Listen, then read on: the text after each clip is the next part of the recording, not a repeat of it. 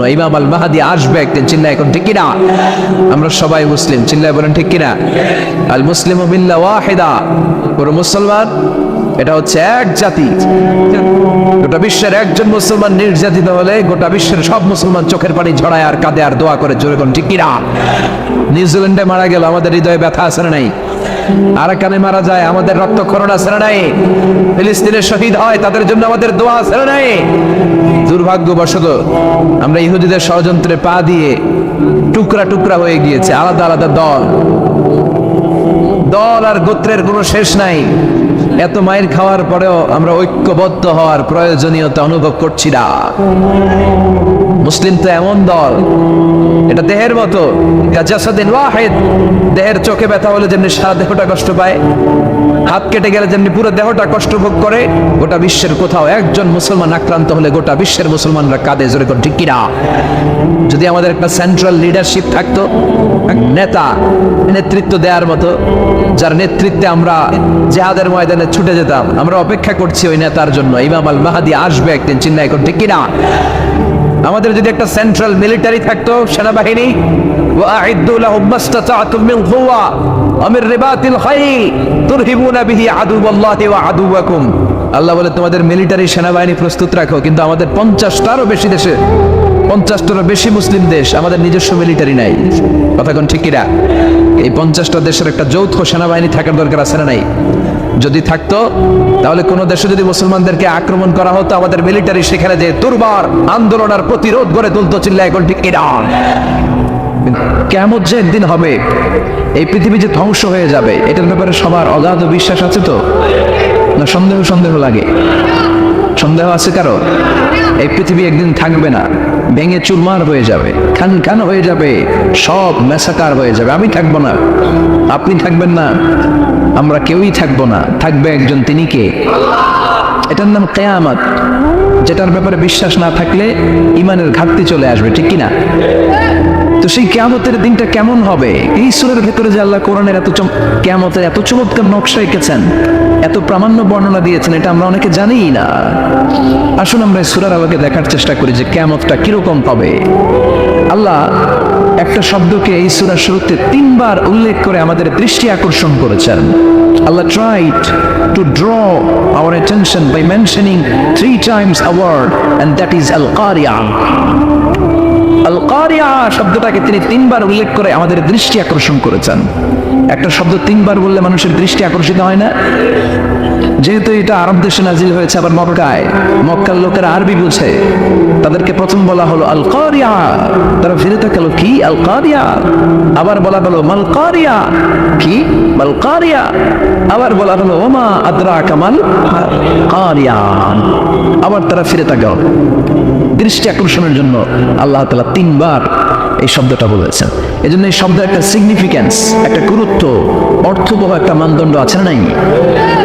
আল কারিয়া শব্দের অর্থ হচ্ছে বিকট আওয়াজ।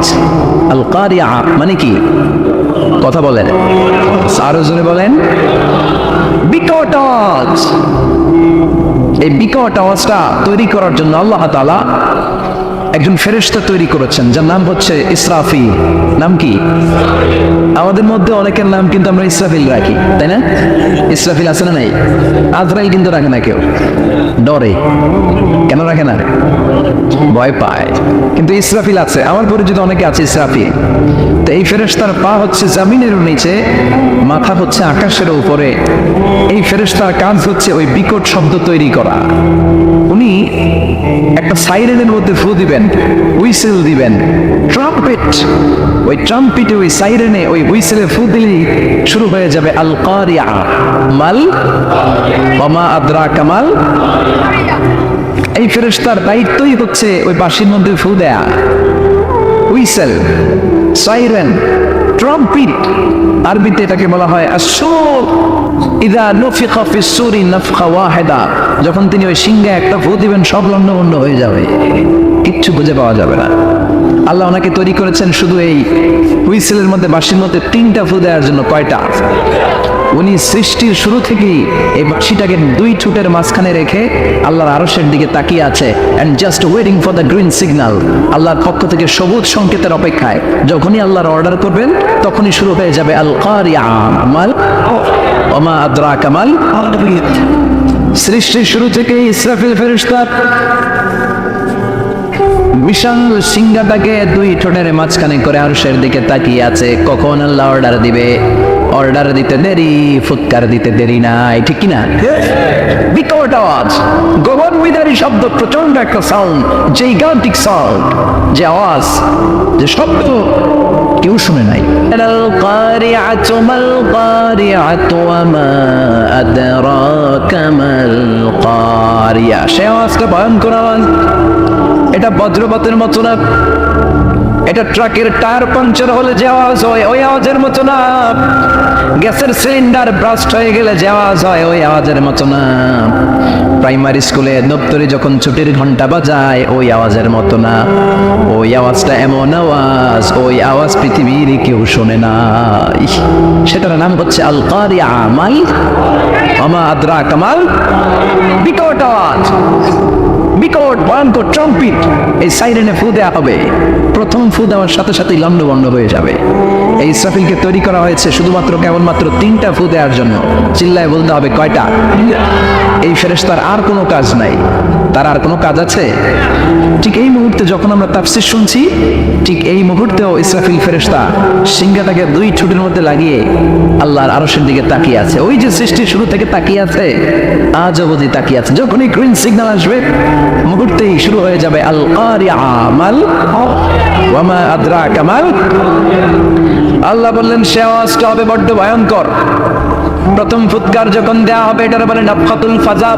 দুনিয়ার সব মানুষগুলো অবাক হয়ে যাবে, পুরো পৃথিবীটা কেঁপে উঠবে, পৃথিবীর বিল্ডিং গুলো দুমড়ে মুচড়ে পড়বে, পৃথিবীর বড় বড় যত পাহাড়গুলো আছে তুলার মতো বাতাসে পাহাড়গুলো তুলিত হতে থাকবে। আল্লাহু আকবার। আল্লাহ বললেন ইয়াউমা ইয়াকুনুন নাসু কাল ফারাশিল মাবথুস ওয়া তাকুনুল জিবালু কাল আহনিল মানফুস। সেদিন মানুষগুলো বিক্ষিপ্ত পতঙ্গের মতো নিক্ষিপ্ত হবে যখন আল কারিয়া এই বিকট আওয়াজটা হবে। শুনতেছেন? মনোযোগ আছে? কথা বুঝতে সমস্যা হচ্ছে না তো? 3টা ফুৎকার। কয়টা? প্রথম ফুৎকার দেওয়ার সাথে সাথে মানুষগুলো বিক্ষিপ্ত পতঙ্গের মতো নিক্ষিপ্ত হবে। এই যে আরামসে বসে আছি তখন আর বসে থাকা যাবে না, কে ধাক্কা খেয়ে কই চলে যাব টেরই পাওয়া যাবে না। আমরা এই যে বসে আছি এর কারণ হচ্ছে গ্র্যাভিটেশনাল একটা ল আছে, পাওয়ার। এটার বাংলায় বলে মাধ্যাকর্ষণ শক্তি। কিয়ামতের ওই ধাক্কার ভাইব্রেশন যখন শুরু হয়ে যাবে পুরো পৃথিবীটা মুহূর্তের মধ্যে কেঁপে উঠবে। এমন কম্পন, এমন আওয়াজ পৃথিবীবাসী আর আগে আর শুনে নাই। একটা ধাক্কার চোটে মানুষগুলো ছিটকে কে যেন কই পড়ে যাবে, কেউ টের পাবে না। কে কই চলে গেছে হিসাব নাই। সব থাকবে ওই টাইমে, সব থাকবে না। কেউ থাকবে টয়লেটে, কেউ থাকবে ঘুমে, কেউ থাকবে বাজারে। আপনাদের নিমসার বাজার তো থাকবে তখন, না থাকবে? ওই যে লন্ডভন্ড হয়ে যাবে, হিসাব নাই। কে যে কোথায় ছিটকে পড়বো আমরা জানি না। বিক্ষিপ্ত পতঙ্গের মতো আমরা নিক্ষিপ্ত হব। শীতকালে আমার দেশের ছেলেরা রাত্রেবেলা ব্যাডমিন্টন খেলে, র্যাকেট খেলে না? নিমসারে বোধহয় খেলে টেলে না, খেলে তো ওরা বাঁশ গেড়ে দেয় ক্ষেতের মাঝখানে। কি গালে? এরপর বাসার মধ্যে লাগায় কি? লাইট। লাইট গুলো লাগালে দেখবেন ক্ষেতের গ্রামের পোকাগুলো এসে লাইটের মধ্যে ছিটকে ছিটকে পড়ে। আমাদের অবস্থায় পোকার মতো হবে তখন। আল্লাহ সেটাই বললেন, ইয়াউমা ইয়াকুনুন নাসু কাল ফারাশিল মাবথুস। বিক্ষিপ্ত পতঙ্গের মতো মানুষগুলো নিক্ষিপ্ত হবে। ওয়া তাকুনুল জিবালু কাল আহনিল মানফুস। তুলাকে যখন পিটানো হয়, ধ্বনিত করা হয়, দেখবেন তুলার ছোট ছোট কণা বাতাসের মধ্যে ভাসতে থাকে। ফু মারলে আরো দূরে যায়, আরো বাতাস আসলে উড়ে উড়ে যে কোথায় চলে যায় টের পাওয়া যায় না। সুবহানাল্লাহ। বিশাল বিশাল পাহাড়গুলো এরকম ধ্বনিত তুলার মতো সঙ্গে উঠতে থাকবে, একটা পাহাড়ও টিকবে না। বাংলাদেশের সবচেয়ে বড় পাহাড়ের নাম কি জানেন? তাজিংডং পর্বত। কিন্তু সবচেয়ে বড় পাহাড় হচ্ছে গারো পাহাড়, ময়মনসিংহের। ওটা থাকবে কিয়ামতের দিন। আল কারিয়া মাল কারিয়ার সময় টিকবে ওইটা। তাজিংডং বিজয় সবচেয়ে বড় পর্বত শৃঙ্গ। কোথায় এটা? বান্দরবান। এটা টিকবে? কেওক্রাডাং একটা আছে না? চিম্বুক আছে না? টিকবে? টিকবে না। পৃথিবীর সবচেয়ে বড় পাহাড় মাউন্ট এভারেস্ট নেপালে 29,035 ফিট উঁচু, টিকবে? ইউরোপের সবচেয়ে বড় পাহাড় আল্পস পর্বতমালা, টিকবে না। আমেরিকার সবচেয়ে বড় পাহাড় আলাস্কা পর্বতমালা, টিকবে না। আরব বিশ্বে বিশাল একটা মাউন্টেন রেঞ্জ আছে, ওইটার নাম তুর পাহাড়, ওইটাও টিকবে না। একটা পাহাড়ও থাকবে না। পাহাড়গুলো ভেঙে দুমড়ে মুচড়ে তুলার মতো ধ্বনিত হতে থাকবে। চিৎকার করে পড়েন আল্লাহ আকবার। এই যে 5 তলা 7 তলা 10 তলা টাওয়ার উঠতে শুরু করেছে, বিল্ডিং বাড়তে শুরু করেছে, কিয়ামত যখন শুরু হবে, আল কারিয়া যখন শুরু হয়ে যাবে, রব্বুল আলামিন পুরো পৃথিবীটারে ধরে একটা ঝাঁকুনি মারবে। ওই ঝাঁকুনির চুটে 8 তলা 10 তলা বিল্ডিং গুলো টিকবে নাকি? দেখেন 30 তলা 50 তলা হলে তো আর ভাঙবে না। বুর্জ আল খলিফা ভাঙবে না। দুবাইয়ের বুর্জ আল খলিফা সবচেয়ে উঁচু টাওয়ার, এটা কিংডম টাওয়ার, এটা নাকি আরো উঁচু হবে, 1000 মিটার উঁচু হবে। তাইপেডান 101, মালয়েশিয়ার Petronas twin tower, Shanghai tower, Kaaba ঘরের পাশে বুর্জ আল খলিফা, যেটা সবাই বলে জমজম টাওয়ার, টিকবে? হ্যাঁ, কথা বলেন, টিকবে? আল্লাহ বললেন ইযা জুলজিলাতিল আরদু জিলজালাহা ওয়া আখরাজাতিল আরদু আসফালাহা ইযা রুজ্জাতিল আরদু রাজ্জান ওয়া বুসাতিল জিবালু বাসসা। সেদিন পৃথিবীটারে কাঁপিয়ে দেওয়া হবে, পুরো পৃথিবী নড়েচড়ে উঠবে, টাওয়ারগুলো ভেঙে খান খান, পাহাড়গুলো ভেঙে দুমড়ে মুচড়ে যাবে, মানুষগুলো বিক্ষিপ্ত পতঙ্গের মতো নিক্ষিপ্ত হবে, সাগরের পানির মাঝখানে দাউ দাও দাউ দাও দাউ দাউ করে আগুন জ্বলতে শুরু করে দিবে। আল্লাহু আকবার। নকশা এঁকে দিয়েছেন আল্লাহ, নকশা এঁকে দিয়েছেন না? সুবহানাল্লাহ পড়ে। আবার আল্লাহ বললেন ফাইযা বারিকাল বাসারু ওয়া খাসাফাল কামারু ওয়া জুমিআশ শামসু ওয়াল কামারু ইয়াকুলুল ইনসানু আইনাল মাফার। সেদিন মানুষের চোখ হবে ছানা বড়া, চন্দ্র সূর্যে কোনো আলো থাকবে না, মানুষগুলো দিকবিদিক পাগলের মতো দৌড়াবে, সবার মুখে এক কথা, পালাবো কই? পালানোর জায়গা আছে নাকি শুধু বাংলাদেশের এই সাইডটাতেই কিয়ামত হবে? সৌদিতে আর হবে না? হ্যাঁ, আমেরিকায়, আমেরিকায় কেমনে হবে? ওদিক তো ডোনাল্ড ট্রাম্প থাকে। হ্যাঁ, আমেরিকাতেও হবে, জাপানে হবে, ইন্ডিয়াতে হবে, গোটা বিশ্বে একসাথে কাপাকাপি আর এই ধ্বংসলীলা শুরু হয়ে যাবে। চিৎকার করে বলেন ঠিক কিনা? আল্লাহ বলেন ইয়াউমা নাতুইস সামা কাতাইয়িস সিজিল লিল কুতুব। আকাশ আর আকাশ থাকবে না।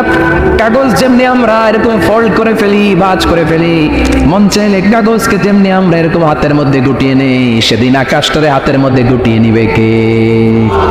মানুষগুলো পাগলের মতো দৌড়াবে। কেউ থাকবে টয়লেটে, কেউ হসপিটালে, কেউ মাজারে, কেউ বাজারে, যে যেখানে থাক, শুরু হয়ে যাবে কিয়ামতের এই ভয়াবহ দৃশ্য। দুধের বাচ্চাকে রেখে দিয়ে মা দৌড়ে পালাবে। দুধের বাচ্চা রেখে মা কোথাও যায় না, কলিজার টুকরা এটা, দুধের বাচ্চা, এটার ফেলে মা কোথাও যায় না। কিন্তু কিয়ামতের এই ঝাঁকুনির দৃশ্য দেখে আল কারিয়া মাল ওয়া মা আদরাকা মাল, এই দৃশ্য দেখে দুধের বাচ্চারা রেখে মা দিবে দৌড়। অনেক গর্ভবতী মহিলা থাকবে কিয়ামতের সময়, যাদের পেটের ভেতরে 2 মাসের বাচ্চা, 3 মাসের বাচ্চা, অপরিপক্ক অপরিণত, বাচ্চাটা এখনো বড় হয় নাই, কোনো বাচ্চার হাত পা এখনো হয় নাই। কিয়ামতের এই ভয়ঙ্কর দৃশ্যটা দেখে জায়গার মধ্যে 3 মাসের অপরিণত বাচ্চাটা ডেলিভারি হয়ে যাবে। আল কারিয়া মাল কারিয়া ওয়া মা আদরাকা মাল। পৃথিবীর যখন এইরকম দৃশ্য, আল্লাহ তাআলা ইসরাফিলকে বলবেন, ইসরাফিল তোর তো 3টা ফুৎকার দেওয়ার দায়িত্ব ছিল, দিয়েছে কয়টা? চিল্লায় বলেন কয়টা? এবার আল্লাহ বলবেন এবার দ্বিতীয় ফুৎকার দে। কয় নাম্বার ফু দিবে? ওই ফু দেওয়ার সাথে সাথে ইসরাফিল প্রথম ফুৎকার দিয়ে জায়গা হয়তো এরকমই দাঁড়ায় থাকবে, আবার যখন গ্রিন সিগন্যাল পাবে মুহূর্তের মধ্যে আরেকটা ফু দিয়ে দিবে। ফু দেওয়ার সাথে সাথে পৃথিবীর সব মানুষগুলো মরে শেষ। কেউ থাকবে? থাকতে পারবো আমরা? থাকার জন্য আসছি। একদিন মাটির ভেতরে হবে ঘরে মন আমার, কেন বান্ধ দালান ঘর, প্রাণ পাখি উড়ে যাবে পিঞ্জর ছেড়ে,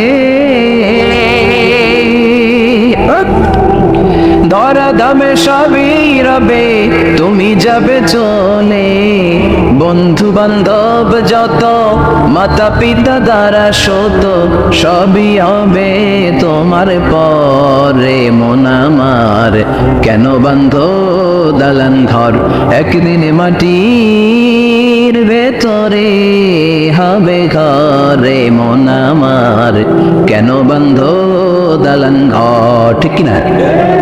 এই গানের কথা মালাটা খুব সুন্দর না? আখিরাতের রিমাইন্ডার আমাদেরকে দেয়। এই যে দুনিয়া দুনিয়া, টাকা পয়সা আরো লাগবে, আরো কামাবো, এটাতে আমার হবে না, আরো চাই আরো চাই।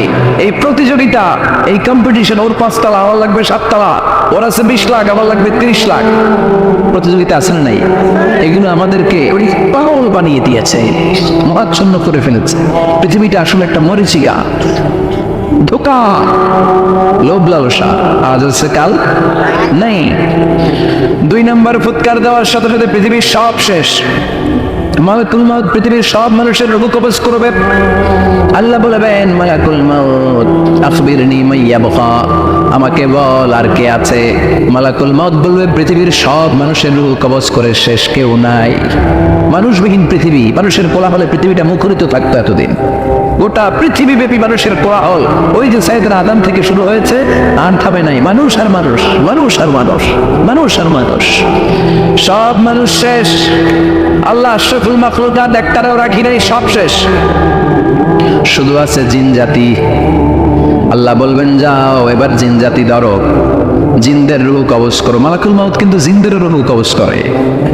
ওমা খালাকতুল জিন্না ওয়াল ইনসা ইল্লা লিয়াবুদুন। জিন জাতি আর মানব জাতি, দুই জাতিকে আল্লাহ তাআলা তৈরি করেছে কার ইবাদতের জন্য।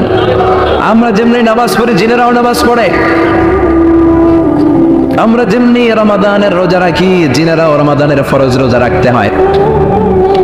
আমরা যেমনি হজ করি, জিনেরাও হজ করে। আমরা যেমনি আরাফার দিনে কাঁদতে কাঁদতে আল্লাহর কাছে দোয়া করি, আল্লাহ বাইক করে, জিনেরাও পড়ে। আমরা দেখি না, এদের দেখা যায়? দেখা যায় না। জিসমুন নারিয়ুন, আগুনের তৈরি ওদের দেহ। ইয়াতাশাক্কালু বিআশকালিন মুখতালিফা, বিভিন্ন কালার ধারণ করতে পারে, বিভিন্ন রং ধারণ করতে পারে। জিনের সংজ্ঞা হচ্ছে জিসমুন নারিয়ুন ইয়াতাশাক্কালু বিআশকালিন মুখতালিফা, আগুনের তৈরি এক সৃষ্টি। বিভিন্ন সূরাত তারা নিতে পারে, মানুষের সূরাত নিতে পারে, প্রাণীর সূরাত নিতে পারে, ঠিক কি না? মালাকুল মাউত জিন জাতি হত্যা করতে শুরু করবেন, রূহ কবজ করবেন। করতে করতে সব শেষ। খারাপ জিনদের সর্দার হলো ইবলিস। সব জিনদেরকে মারতে যত কষ্ট দেওয়া হয়েছে, সবচেয়ে বেশি কষ্ট দিয়ে ইবলিসের রূহ কবজ করে ফেলা হবে। ইবলিস আর নাই, মানুষও নাই, জিনও নাই, পশু পাখি কিচ্ছু নাই। আল্লাহ বলবেন, ইয়া মালাকুল মাউত আখবিরনি মাইয়াবকা, অনেক দায়িত্ব পালন করেছিস তুই। মানুষ মারলি, জিন মারলি, মৎস্যকুল মারলি, পাখি মারলি, সব মারলি, এবার আর কে বেঁচে আছে বল। মালাকুল মাউত বলবে, আল্লাহ আর কেউ নাই, খালি ফেরেশতারা আছে। কারা আছে? মালাইকা। আল্লাহ বলবে, যা এবার ফেরেশতাদের গোষ্ঠী শেষ কর। মালাকুল মাউত একটার পর একটা ফেরেশতার রূহ কবজ করবে, একটার পর একটা, একটার পর একটা, করতে করতে সব ফেরেশতা। ফেরেশতাদের সংজ্ঞা হচ্ছে জিসমুন নূরিয়ুন ইয়াতাশাক্কালু বিআশকালিন মুখতালিফা, আলোর তৈরি, নূরের তৈরি একটা দেহ, চাইলে বিভিন্ন সূরাত ধারণ করতে পারে। জিন আর ফেরেশতার পার্থক্য বুঝেছেন? জিন কিসের তৈরি? আগুন, জিসমুন নারিয়ুন। আর ফেরেশতা হচ্ছে জিসমুন নূরিয়ুন, নূর দিয়ে তৈরি। একের পর এক ফেরেশতা সবার করা হবে। এবার আল্লাহ বলবেন, ইয়া মালাকাল মাউত আখবিরনি মাইয়াবকা, আর কে কে বেঁচে আছে বল।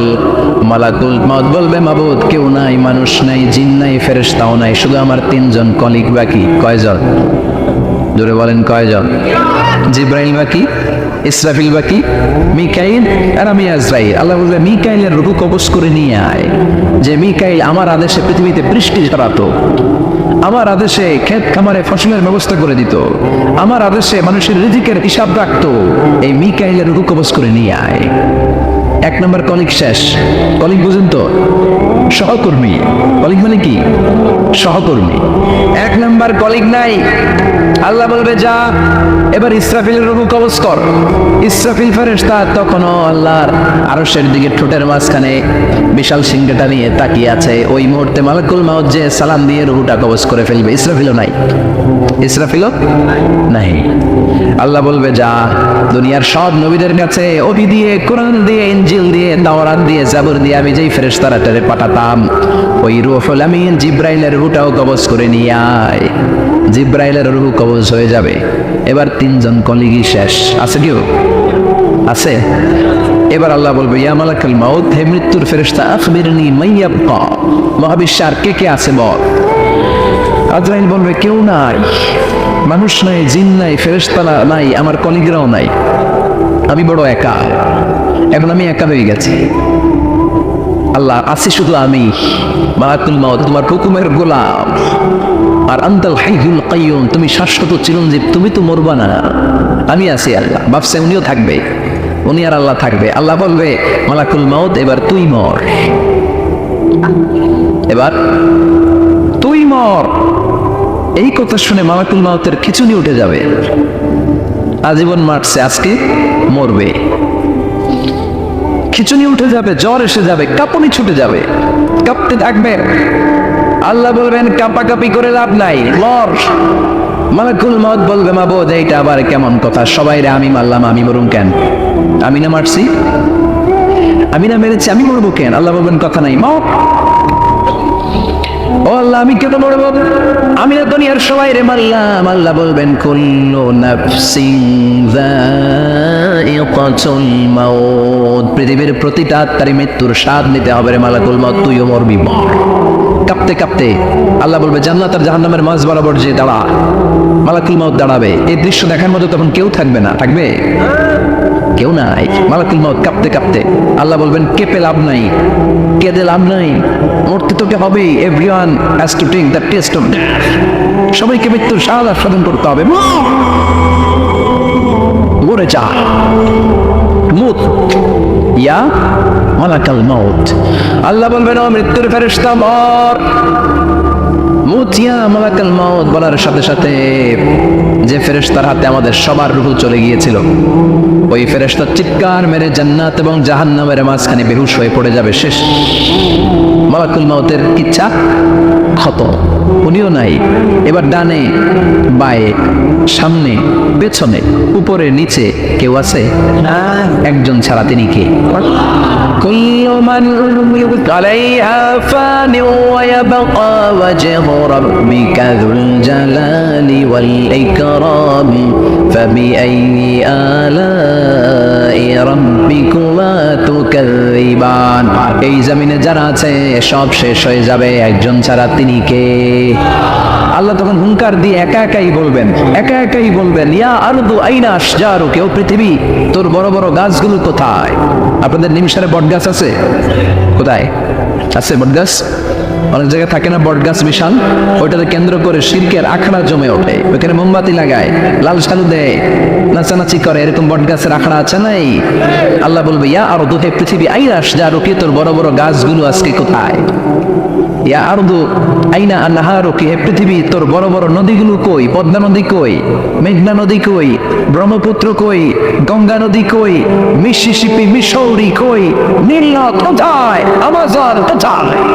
6695 কিলোমিটার লম্বা উগান্ডার ভিক্টোরিয়ার কাম্পালা থেকে এর অববাহিকা শুরু। পৃথিবীর সবচেয়ে বড় যে নদীটা নীল নদ, মিশরে এই নদটা ছিল, আমি দেখেছি, ঘুরেছি এর উপর দিয়ে অনেক। আল্লাহ সেদিন বলবেন, আইনা নাইল, নীল নদ আজকে কোথায়? আইনাল আনহার, নদীগুলো কোথায়? আইনাল কুসুব, প্রাসাদগুলো কই? রাজপ্রাসাদ, টাওয়ার কোথায়? আইনাল জাবাবেরা, অত্যাচারী শাসকগুলো আজকে কোথায়? যারা ক্ষমতার চেয়ার পেলে আর নামতে চায় না, এই টাকাগুলো আজকে কোথায়? আল্লাহ বলবে, আইনাল জাবাবেরা, ফেরাউন কোথায়? নমরুদ কোথায়? আবু জাহেলের গোষ্ঠী কোথায়? ফেরাউনের চাচাতো ভাইরা কোথায়? নমরুদের চাচাতো ভাইরা কোথায়? কোথায়? যারা ক্ষমতার দাপট দেখিয়েছে, কোনো আওয়াজ আছে? কথা বলেন। আল্লাহ বলবেন, লিমানিল মুলকুল ইয়াওমা লিল্লাহিল ওয়াহিদিল কাহ্হার, লিমানিল মুলকুল ইয়াওম, আজকে ক্ষমতা কার? একটা চিৎকার দিয়ে উত্তর দেন, সেদিন ক্ষমতা কার? Who belongs the kingdom today? আল্লাহ বলবেন, আজকে ক্ষমতা কার? ক্ষমতা শুধু একজনের, চিল্লায় বলেন, তিনি কে? আল কারিআ, মাল ওমা আদরাকা মাল। ইসরাফিলের সিংহায় ফু দেওয়ার ডিউটি হচ্ছে 3 বার দিতে হবে। কয়বার দিছে? কয়বার মনে আছে? খেয়ে ফেলাইছেন মনে হয়। দিতে হবে মোট কয়টা? দিয়েছে কয়টা? বাকি আছে, ওটা দেয়া লাগবে না? আল্লাহ ইসরাফিলকে রুহু দিয়ে আবার দাঁড় করাই দিবেন, সুবহানাল্লাহ পড়ে। সবার আগে ইসরাফিলকে রুহু দিয়ে দাঁড় করিয়ে দিয়ে উনি ওনার ডিউটি পালনের জন্য আবার সিঙ্গার মাঝখানে ঠোঁট লাগিয়ে তাকিয়ে থাকবে আরশের দিকে। আল্লাহ বলবে, ইসরাফিল এবার 3 নাম্বার ফু দিয়া ডিউটি শেষ কর। সুবহানাল্লাহ বাড়িতে গিয়া আল্লাহ বলবেন 3 নাম্বার ফুৎকার দে। বলার সাথে সাথে ইসরাফিল সিংহাটা 2 ঠোঁটের মাঝখানে দিয়ে বিশাল একটা ফুৎকার দিবে। ওই ফুৎকার দেওয়ার সাথে সাথে মিনহা খালাকনাকুম ওয়া ফিহা নুঈদুকুম ওয়া মিনহা নুখরিজুকুম তারাতান উখরা। ওই ফু দেওয়ার সাথে সাথে পৃথিবীর যেখানে যত মানুষ ছিল সব উঠবে। যাদেরকে স্বাভাবিকভাবে কবর দিয়ে কবরস্থানে রাখা হয়েছিল কবর থেকে উঠবে। যারা বিমান দুর্ঘটনায় মারা গিয়েছে ওই ছাইগুলো থেকে উঠবে। যারা সাগরের মধ্যে মারা গিয়েছে সেখান থেকে উঠবে। যাদেরকে তিমি মাছ খেয়ে ফেলেছিল ওখান থেকে উঠবে। যে যেখানে ছিল ওইখান থেকে উঠবে। সুবহানাল্লাহ। লক্ষ লক্ষ মানুষ উঠে বলবে, আমাদের ঘুম ভাঙাইল কে? কি বলবে? ঘুম ভাঙাইয়া গেল রে, ঘুম ভাঙাইয়া গেল রে মরার কুকিলে। কুকিল বলে মরা, আবার এটা ঘুমো ভাঙায়, কত বড় নাকা। ওরা বলবে, আমাদের ঘুম ভাঙালো কে? ক্বালু মান বা'আসানা মিন মারকাতিনা হাযা মা ওয়া'আদার রহমান ওয়া সাদাকাল মুরসালুন। সব দাঁড়াবে, দাঁড়িয়ে বলবে, ঘুম ভাঙালো কে? সবচেয়ে লম্বা ঘুম দিয়েছিল সাইয়েদনা আদম আলাইহিস সালামের ছেলে হাবিল, যাকে হত্যা করেছে। জানেন না আপনারা? হাবিল হচ্ছে পৃথিবীর প্রথম নিহত মানব। প্রথম নিহত মানব। তার কবরের জিন্দেগিটা অনেক লম্বা। ওই কত হাজার শত হাজার লক্ষ বছর আগে যে উনি কবরে শুয়ে আছেন, আজও শুয়েই আছেন। কিয়ামতের ওই 3 নম্বর ফুৎকার দেওয়ার সাথে সাথে উনি উঠবে। ওঠে বলবে, মান বা'আদানা মিন মারকাতিনা হাযা। কে ভাঙালো আমার ঘুম? কে ভাঙাইছে? মরার কুকিলে কে ভাঙাইছে? আল্লাহ ঘুম ভাঙিয়েছে।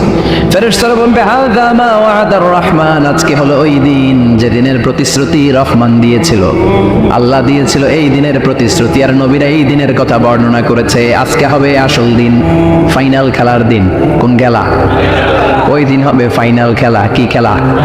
ফেরেশতারা বলবে, দুনিয়ার বুকে যে বিচারগুলো পাওয়া যায় আজকে এই বিচারগুলো করে ছাড়বে কি?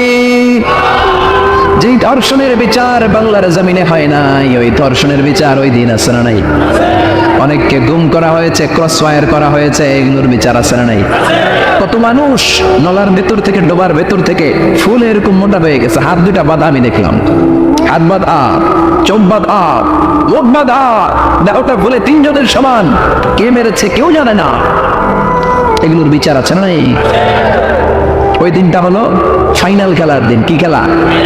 The final game will be held the day of resurrection, the day of Qiyamah, the day of Al-Qari'ah. Mal wa ma adraka mal।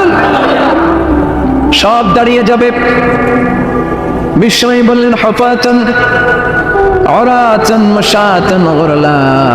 সবাই দাঁড়াবে, কারো গায়ে জামা নাই, কারো পায়ে জুতা নাই, কারো পেটে খানা নাই, খালি আছে মুখে চিৎকার।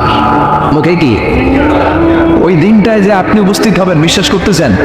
একটু ফিল করেন যে আপনি, you the individual to go that day. আপনাকে যেতে হবে ওই দিন, আমাকে যেতে হবে, আমিও থাকবো, আপনিও থাকবেন, পৃথিবীর সব মানুষগুলো থাকবো। ওটাকে গায়ে জামা নাই, পেটে খানা নাই, তৃষ্ণার্ত, ক্লান্ত, শ্রান্ত, ঘর্মাক্ত, পেরেশান। সূর্যটা মাথার কাছে চলে আসবে সেদিন। ফিল করতেছেন তো? চিন্তা করতেছেন যে ওই দিনটার সম্মুখীন আমরা হতে যাচ্ছি। ইমানদার বলে যদি দাবি করেন, ওই দিনটার ভয় অন্তরে থাকার দরকার আছে না নাই? সূর্যটা মাথার কাছে চলে আসবে, কই যাবো আমরা? যাবো কই? কে বাঁচাবে আমাদের? কই যাবো এত মানুষ আমরা সেদিন?